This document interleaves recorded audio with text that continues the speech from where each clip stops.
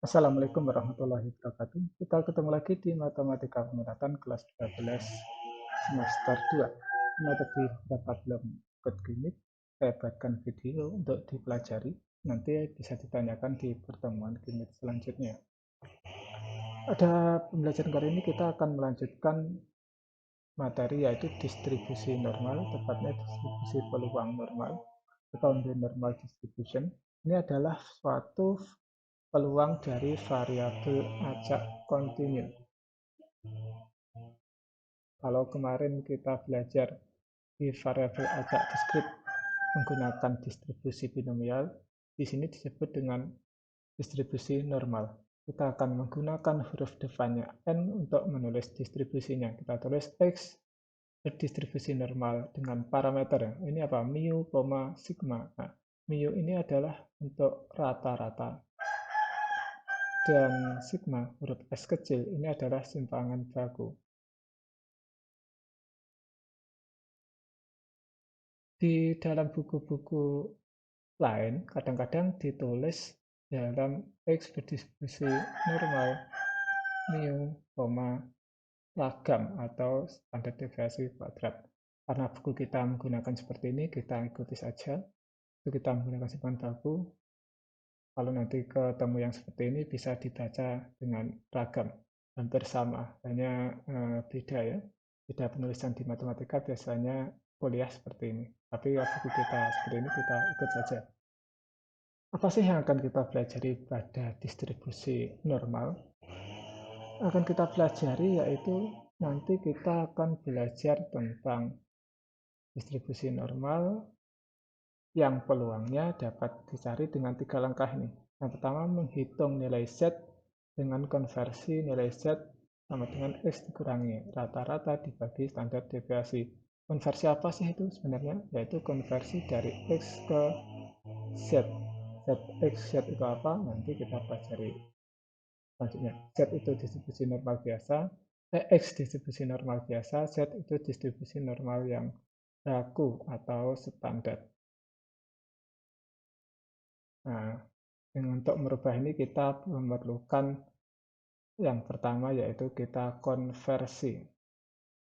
Yang kedua, setelah kita konversi nanti kita memerlukan untuk mencari atau menghitung peluang yang ada di dalam tabel, yaitu PZ. PZ itu adalah peluang dari Z yang kurang dari Z kecil. Nah, Z itu apa? Ya, hasil konversi kita tadi. Setelah kita bisa mengkonversi dan menghitung tabel, kita harus bisa yang terakhir menggambar. Lalu berdasarkan 1, 2, 3, kita hitung peluangnya. Nah, agar lebih mudah, kita pelajari dulu. Sebelum 3 langkah itu, perkenalkan dahulu tentang distribusi normal. Distribusi normal yaitu suatu distribusi yang biasa terjadi di dunia nyata. Data dunia nyata, tepatnya. Data pada dunia nyata, data kontinu ya. Nanti yang diskrit juga bisa. Tapi ini kita fokus ke data yang kontinu di dunia nyata.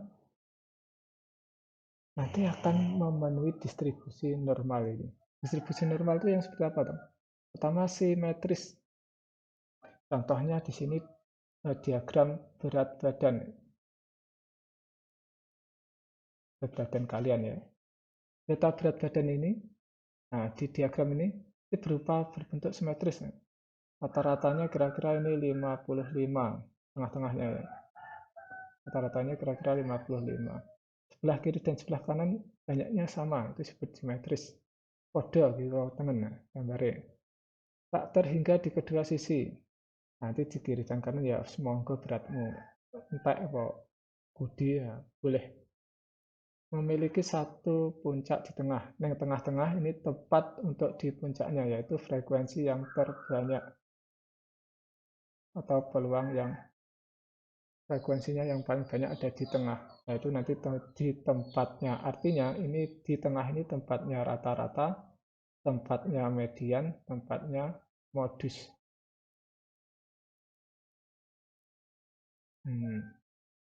Yang kedua berupa data kontinu. Nah, seperti yang tadi, ini adalah variabel acak kontinu.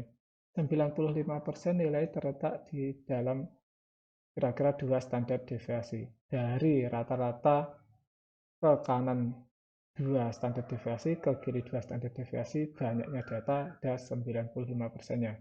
Kalau ke kanan 3 standar deviasi, ke kiri 3 standar deviasi, banyaknya data itu 99%-nya. Kira-kira seperti itu ya. Itu tinggi badan juga seperti itu. Karena kemarin saya suruh mengumpulkan itu ya. Yang belum mengumpulkan segera dikumpulkan. Nah, contoh dari distribusi normal, nah, ini penulisannya ini. Nah, kita punya berbagai macam. Salah satunya N, rata-ratanya 25, dari deviasinya 5, gambarnya ini.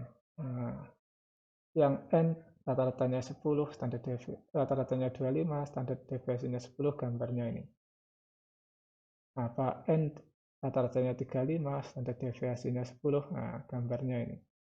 Ada berbagai macam eh, gambaran atau sketsa atau diagram batang dari distribusi normal tergantung kepada rata-rata dan standar deviasinya. Berbeda rata-rata, berbeda pula bentuknya, berbeda standar deviasi, berbeda pula bentuknya. Namun secara umum nanti dapat kita cari dengan ini. Nah, fungsinya fungsi ini. Ini fungsinya ini menggambarkan apapun rata-ratanya dan standar deviasinya.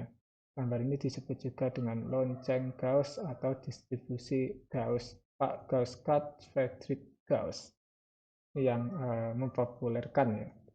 Karena ada banyak macam seperti ini, maka perlu dikonversi atau ditransform ke dalam bentuk baku. Nah, dalam bentuk bakunya seperti ini nanti. Yang mula-mula ada 55, ini rata-ratanya 25, ada 35, di dalam ke bentuk baku yang tunggal, disebut nanti disebut distribusi normal baku atau distribusi Z yang rata-ratanya 0 dan standar deviasinya atau simpangan bakunya 1. Gambarnya jadi seperti ini. Jadi dari 55 maupun 25 maupun 35 rata-ratanya digeser ke 0. Nah, untuk lebih memahami, nah ini. Dari berbagai macam tadian kita perlu mentransformasikan menjadi Z. Transformasi dari X menjadi Z. Untuk mentransfer dari X, X itu nilai di sumbu mendatar ini, Z juga mendatar. Maka kita perlu suatu konversi. Konversi dari apa? Dari X kecil ke Z kecil. X kecil adalah anggota X, Z kecil anggota dari Z. Menggunakan konversi ini. Kenapa konversi ini? Ya, karena contohnya ini. Ini kan rata-ratanya 25. Mau di bawah 0, ya dikurangi dengan rata-rata yang di tengah. Standar deviasinya itu bersatu. Standar deviasinya contohnya ini 5. Ya jadi 1 ya dibagi dengan standar deviasi. Ke konversinya ini. X dikurangi rata-rata dibagi standar deviasi. Kalau mau dibalik, X-nya berapa ini? Dibalik ya X-nya sama dengan Z kali standar deviasi ditambah dengan rata-rata. Itu kalau mau dibalik. Maka untuk merubah bentuk dari X ke Z itu sangat penting dalam langkah kita mencari peluang nanti. Maka kali ini kita akan belajar untuk merubah dari bentuk distribusi normal, nilai dari distribusi normal biasa ke dalam bentuk baku. Ini disebut dengan distribusi normal baku. Saya lebih suka menyebut dengan standar. Distandarkan apapun bentuknya. Nah, yang pertama, contohnya saja ya, kita akan menggunakan yang atas ini, yaitu X berdistribusi normal 25,5. Nomor 1 dan 2 soalnya sama. Ya. Yang nomor 1 itu merubah dari X ke Z. Contohnya X-nya 22, maka dapat kita gunakan rumus yang atas itu. Z sama dengan X min rata-rata dibagi dengan standar deviasi. Maka X-nya 22 dikurangi rata-ratanya 25 dibagi standar deviasinya 5 sama dengan negatif 3 dibagi 5 sama dengan negatif 0,6. Itu yang A. Yang B bagaimana? Yang B ya sama saja. Karena X-nya 31, maka kita bisa rubah 31 dikurangi 25 dibagi 5 sama dengan 6 dibagi 5 sama dengan 1,2. Yang C ya caranya sama. Z sama dengan 25 dikurangi 25 dibagi dengan 5 sama dengan 0 dibagi 5 sama dengan 0. Nah, ini yang mula-mulanya 25. Nah, di rata-ratanya menjadi 0. Itulah konversinya. Benar kan?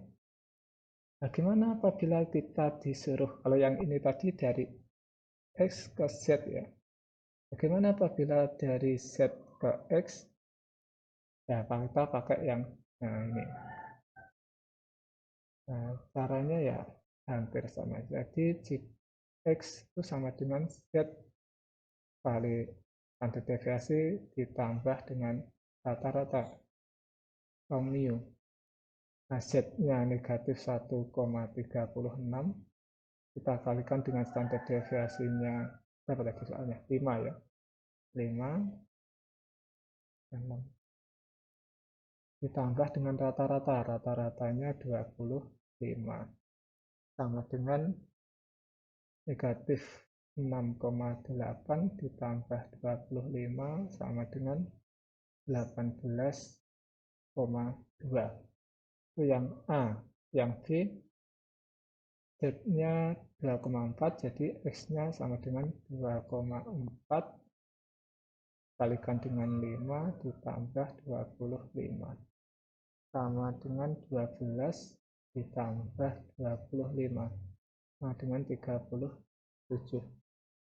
Yang C, X-nya yaitu 0,58 dikalikan 5 ditambah 25 sama dengan 2,9 ditambah 25 sama dengan 27,19. Seperti itu konversinya ya. Konversi ini sangat penting untuk pelajaran selanjutnya. Itu langkah yang pertama.